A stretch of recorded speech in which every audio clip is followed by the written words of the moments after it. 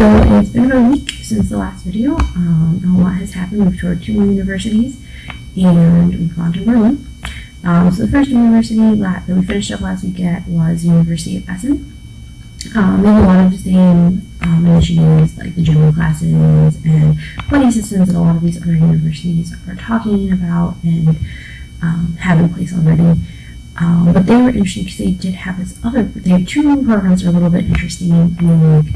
One is called the Top Shelf program. So if you have a degree in another country and it's not recognized in Germany, they actually evaluate it to figure out what classes you're missing and help you earn those classes to get those credits and have your degree be valid in Germany, which no other university to this point has told us, which is really interesting to basically treat you like a transfer student to figure out what you need to get and help you on your way. Especially too, because a lot of times it's only 1, 2, maybe 3 classes that someone's really missing out on. So they can go to school, have their degree still be valid, short amount of time. At the same time, they're integrating and learning their German, things like that.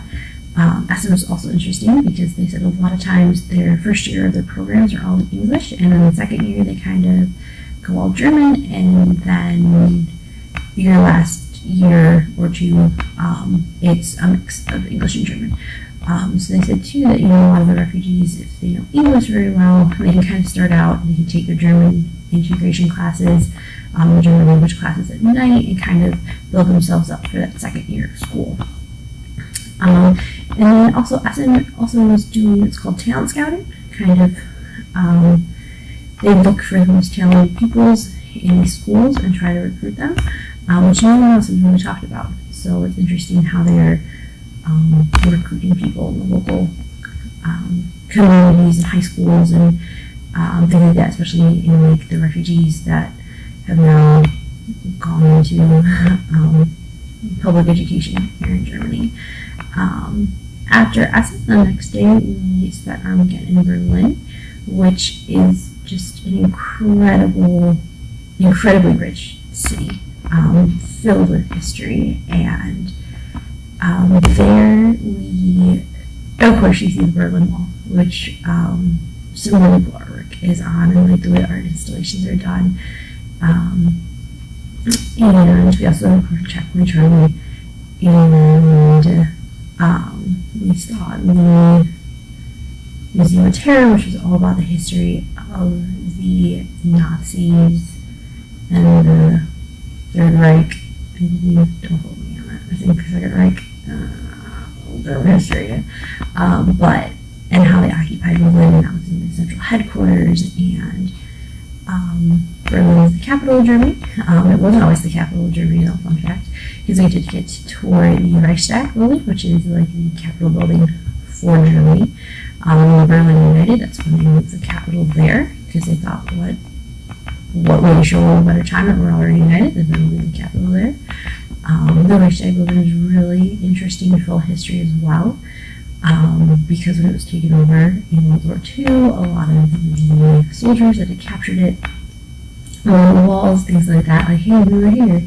Of course, it's all in different languages, but it's interesting to see that every day the chancellors and their representatives in the government walk past it every day and kind of get to live that history every day.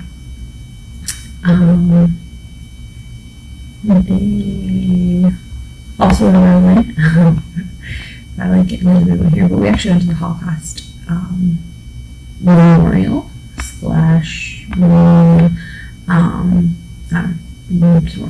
memorial, but basically it's just it's a whole block to everybody who was born during the Holocaust, who lost their lives during the Holocaust and was persecuted. They actually have a lot of memorials and monuments. This one was more, the Jewish population was so large that this one was more focused on them. But they did also have one for homosexuals, as well as the gypsies and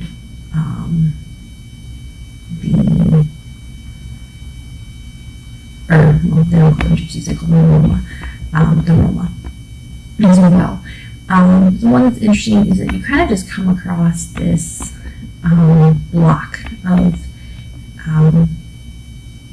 square concrete, all different varying lengths, and they're all kind of in rows, so you can walk down and explore, and at points like the roads and they're taller than you, and you're above them in some cases.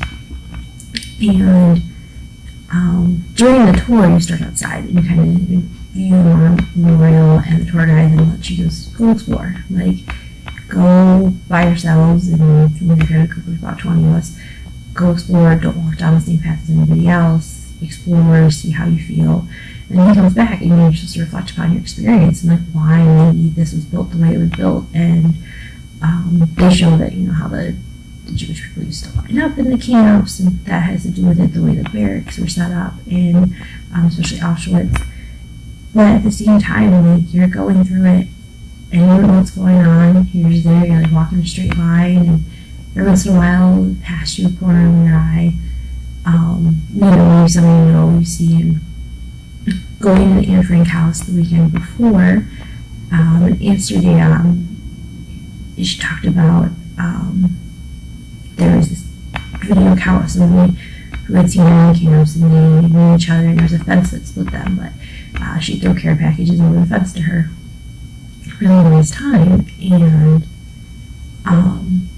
it kind of reminded me of that story where you're split up from your family, your friends, you didn't know where you were going, but then, if you were lucky, you saw somebody out of the corner of your eye that you knew, or you heard a voice that was familiar, and you were able to, the rumor was true that you were alive, or things like that, and gave you, in a world that seemed like so dark and cold and coming around you, a little beacon, of a little sliver of hope.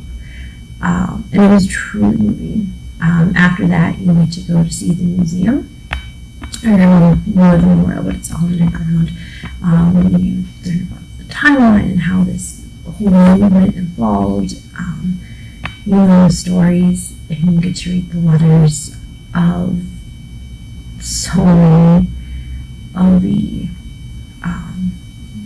sort of what these people were going through, and the letters they were writing. You learn about these families and how these families of 10 or 12, one or two, luckily survived or fled or hid. There's this one girl who hid in a closet all day. One of the neighbors took her in. She hid in a cupboard, stayed completely still and quiet until night. I think it was like she was really the only kid.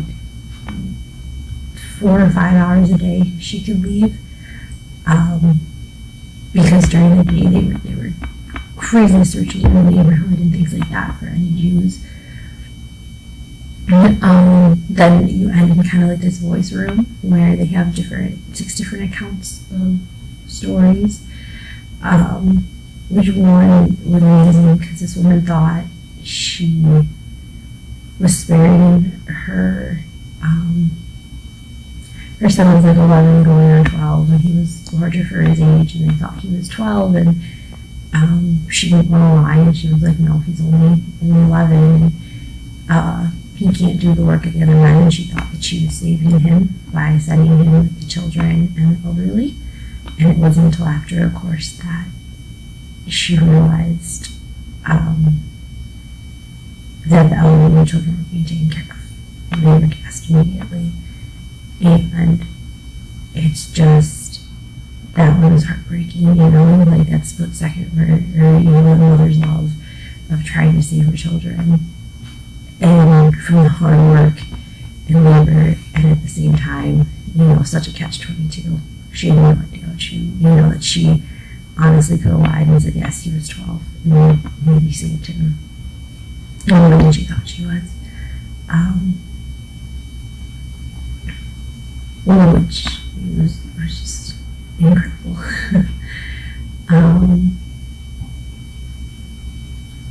But all in all, I definitely want to go back to Berlin, explore the city a little more, and more of the history there. It's really hard, especially with these 2-day excursions to these cities, to scratch the surface and take in all the history that is there and that can be. So then after we got home Sunday, Monday we went to the Gottingen University, which was really interesting, the history of the university. So the King of Hanover wanted a university, but in case anything happened, he didn't want the university in the city. So he put it in the middle of nowhere. So in case there was a revolt or war or Hanover was attacked at the time, they would get into the university. And it started out with 2 universities, one in London and one in Germany, because of the way that the king was ruling at the time, and he had in his power. But it was really nowhere, and it was definitely like the coolest college town that there is. It had that vibe. It had the bars and the coffee shops, and it also had like its own little college town charm and college town kind of perks and quirks to it. Like we took a tour of the city, and there's this fountain, and in the summer after all the PhD students officially earn their PhDs, they have to climb into the statue and kiss the rings that are on its lips, and it's a big whoop-de-doo.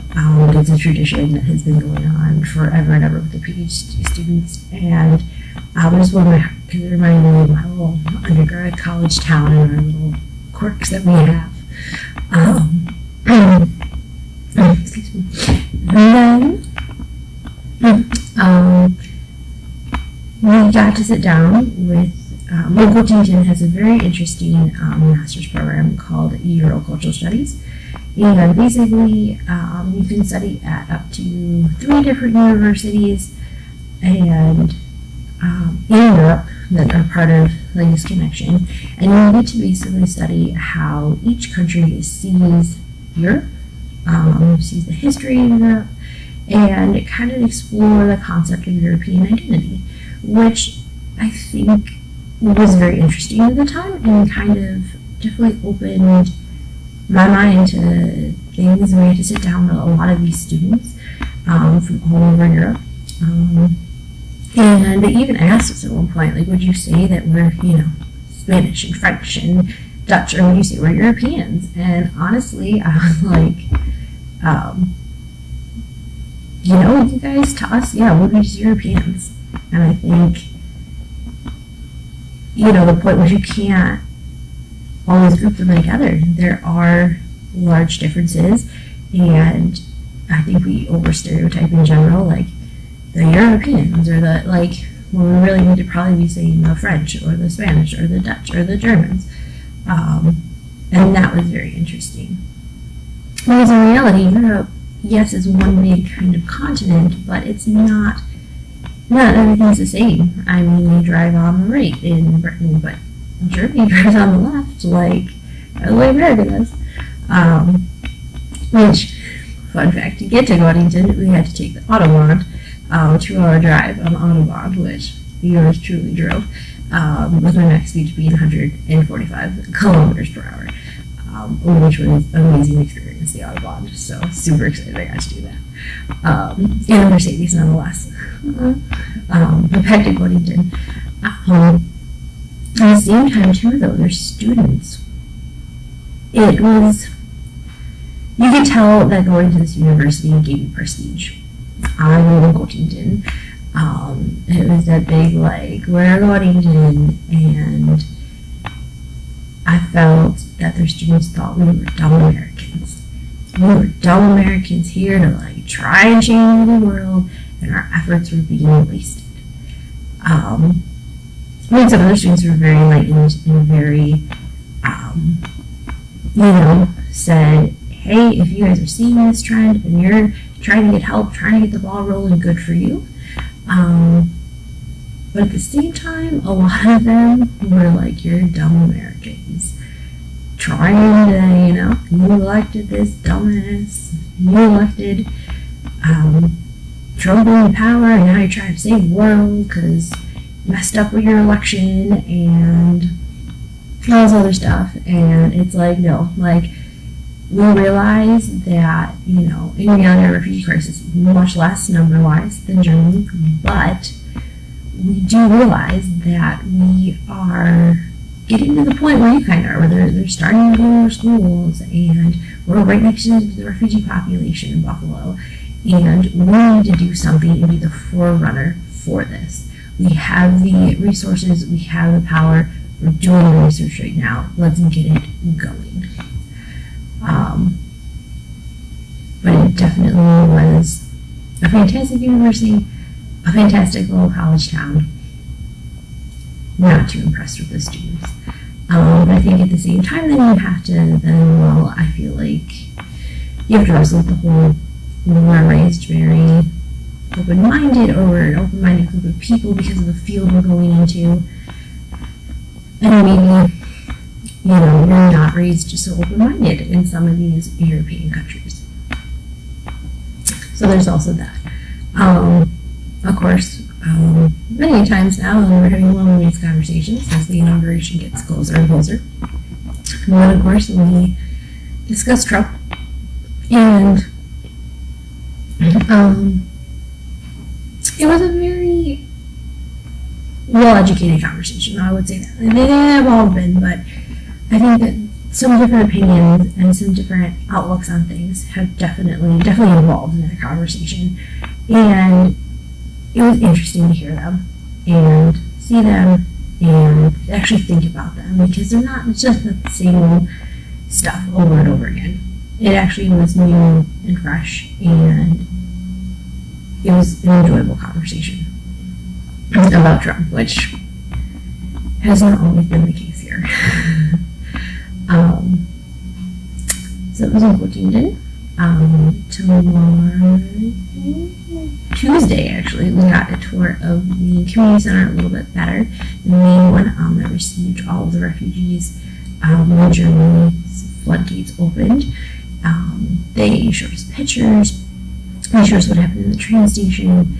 They took us around their facilities, all the different programs that they do, how there's a New York Times article based on this big arrival in Dortmund, and they kind of took us through that, showed us what was going on, and it's just crazy that they had about 45 minutes from when people arrived to when the bus came to get them processed, food, water, clothing, medical attention, and out, so they can, you know, either get shipped off to somewhere in Dortmund or dropped off in a different city.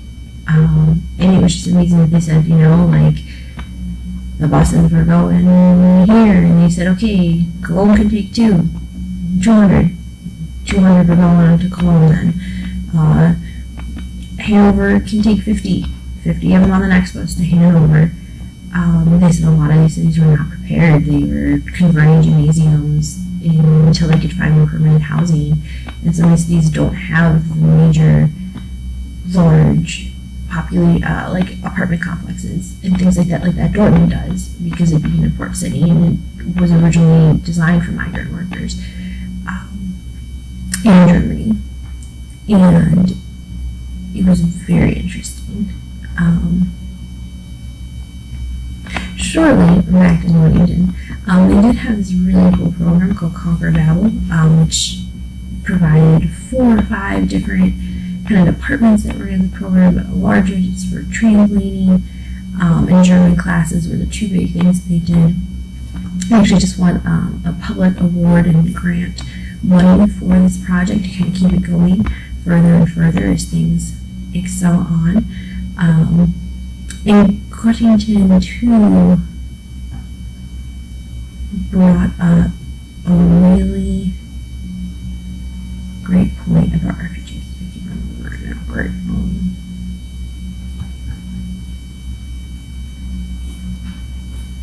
Comfort Valley.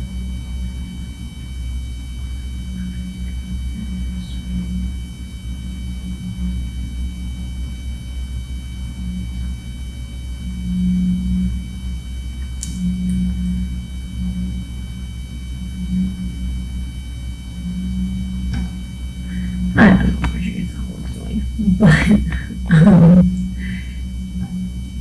So the program really was amazing to look at it all and how different things were happening and social media was involved and all of these different things.